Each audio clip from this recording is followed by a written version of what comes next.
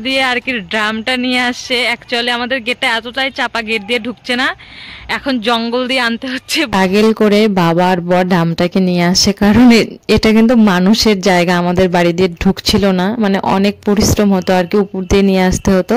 তার এই দেখো আমাদের রাসমেলার কালকের থেকেই শুরু হবে। কালকে কালকে কি বার?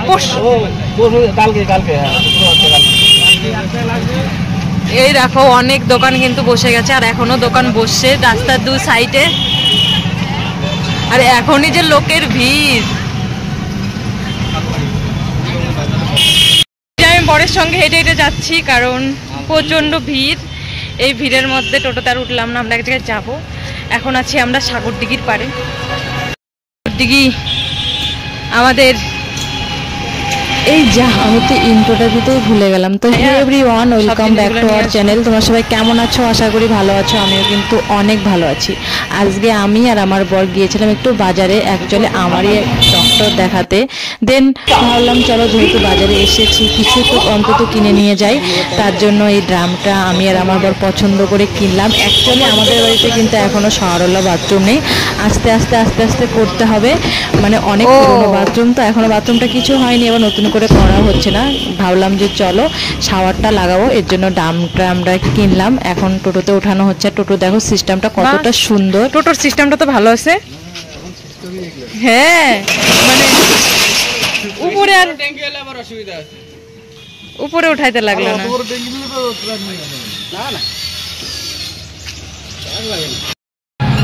এই যে আমার বর কালো দেখে যাচ্ছে।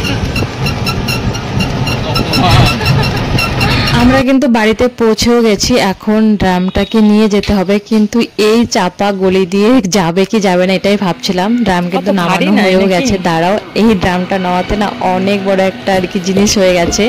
তো বাবা এখন আসবে, বাবার বর মিলে নিয়ে যাবে। আমি তো ভেবেছিলাম যে গলি দিয়ে যাবে, গলি দিয়ে সেরকম ব্যাপার না, টোটোটাও চলে যায়।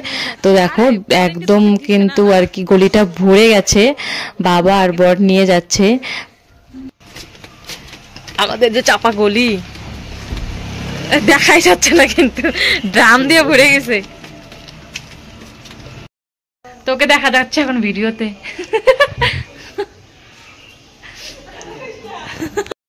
কোথা দিয়ে আর কি ড্রামটা নিয়ে আসছে। অ্যাকচুয়ালি আমাদের গেটটা এতটাই চাপা, গেট দিয়ে ঢুকছে না, এখন জঙ্গল দিয়ে আনতে হচ্ছে। বর আর বাবা আনছে, কি অসুবিধা।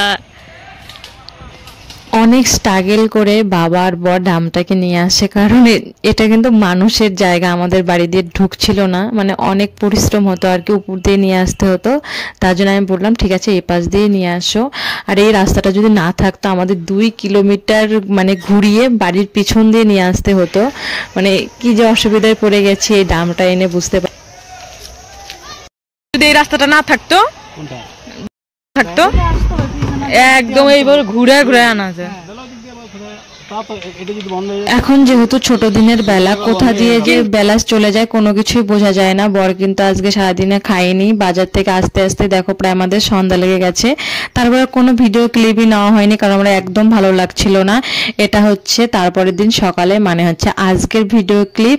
ঘুম থেকে উঠেই আগে আমি ভাবলাম চলো বেডটা আগে গুছিয়ে নেই। বর বললো দাও তোমার কোনগুলো ড্রেস আছে ওইগুলোকে আমি কেচে দিই। অ্যাকচুয়ালি বাপের বাড়ি থেকে এসে মানে যেগুলো আর কি ড্রেস থাকে ওই ড্রেসগুলো আর কাঁচা হয়নি। আর আমার শরীরটা না ভালো না, কালকে আমি একটা ইঞ্জেকশন দেওয়ার পরে আমার শরীরটা একদম খারাপ হয়ে গেছিল।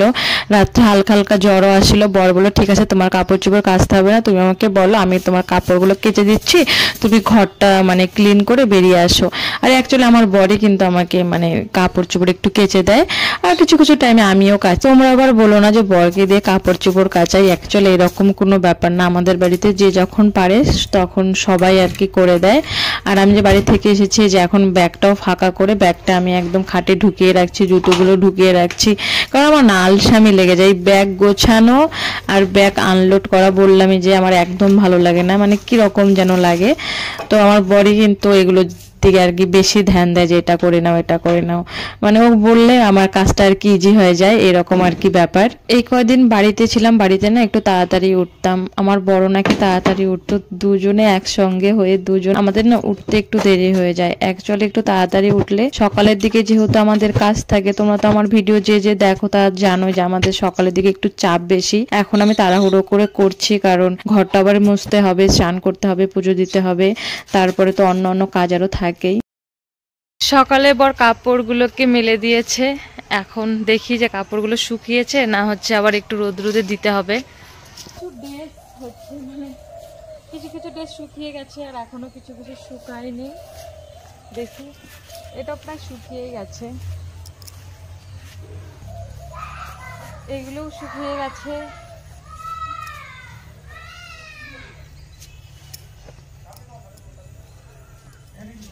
এই কয়টা শুকিয়েছে আর অন্যগুলোর একটাও শুকায়নি, তাই ড্রেস আর কি শুকিয়েছে। আর দেখো কত সুন্দর রৌদ্রুতে না আমার মনে হচ্ছে যে একটু বসে বসে আমি রৌদ্রুটা আর কি উপভোগ করি, কারণ প্রচণ্ড ঠান্ডা লাগে, এত ভালো লাগছে আমার রৌদ্রটা। ভাবলাম যে চলো ওই জায়গায় একটু বসে থাকি, কারণ এখানে থাকা যাবে না, অনেক লোক আছে, মাঠে খেলাও হচ্ছে, তারাও তোমাদেরকে দেখাচ্ছি। এই যে হচ্ছে মাঠ আর ওই যে খেলা হচ্ছে, কত লোক খেলছে, তার জন্য এখানে আর বসলাম না। আর এই যে হচ্ছে আমাদের মেডিকেল। আজকে যেহেতু অনেকগুলো ড্রেস কাচা হয়েছে, এতগুলো ড্রেস দেখে না আমি ভয়ই পাচ্ছিলাম যে এতগুলো জামা কাপড় আমি কখন ভাঁজ করবো আর কখন আমি ভাঁজ করে কমপ্লিট করব। দেন অনেকক্ষণ শুয়ে থাকার পরে ভাবলাম চলো এখন ভাঁজ করা যাক। তখনই তোমাদের দাদা ভাই এসে পড়লো, বাবা এসে পড়লো, আর আমার ভাঁজ করা হলো না। আর তোমাদের একটা কথা শেয়ার করি, এই ঠান্ডার সিজনে, এখনো তো ঠিকঠাক ঠান্ডা পড়েনি, এই সিজনেই না দুপুর হলেই আমার একদম প্রচন্ড ঠান্ডা লাগে, মানে এনি টাইম আমার ঠান্ডা লাগতেই থাকে। এতক্ষণ আমি কাঁথা একদম গায়ে দিয়ে শুয়েছিলাম, তোমরা তো দেখলে যখন যে আমি জামা কাপড় উঠাতে গিয়েছি। আমি যখন ড্রেসগুলো উঠিয়ে আনলাম তখন কয়টা বাজে, একটার সময় আমি ঘরের মধ্যে চাদর পরেছিলাম, মা তো দেখে হাসাহাসি করছিল।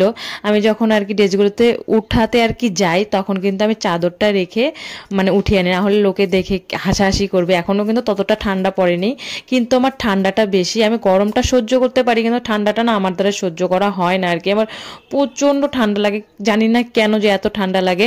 গরমটা কোনো ব্যাপার না, ফ্যান চালিয়ে থাকা যায়, কিন্তু ঠান্ডার দিনে যে এই অসুবিধা, সব থেকে অসুবিধা হচ্ছে ঠান্ডার দিনে স্নান করা কোনো সেরকম ব্যাপার না, সব থেকে বড় ব্যাপার হচ্ছে ঠান্ডার দিনে থালা বাসন মাজা, থালা বাসন ইসে করা, এগুলো না খুবই আর কি চাপের বিষয়। তো তাড়াহুড়ো করে একটু করছি কারণ বাবা আমার বর এসে পড়েছে, খেতে দিতে হবে। এই দেখো এখানে কিন্তু অনেকগুলো ড্রেস আছে, তো এইভাবে একে একে ভাঁজ করা সম্ভব না। তো চলো আমি একদম তুড়ি মেরে এগুলোকে গুছিয়ে ফেলি। এই দেখো আমার কিন্তু সব ড্রেস ভাঁজ করা হয়ে গেছে, অনেকগুলো ড্রেস ছিল, তোমাদের সাথে কথা বলতে বলতে আর কি ক্যামেরাটা অফ করে নিয়ে তাড়াহুড়ো করে আর কি ভাঁজগুলো করলাম, না হয় না অনেক বড় হয়ে যেত ভিডিওটা। এই দেখো কতগুলো আজকে ড্রেস কাচা হয়েছে।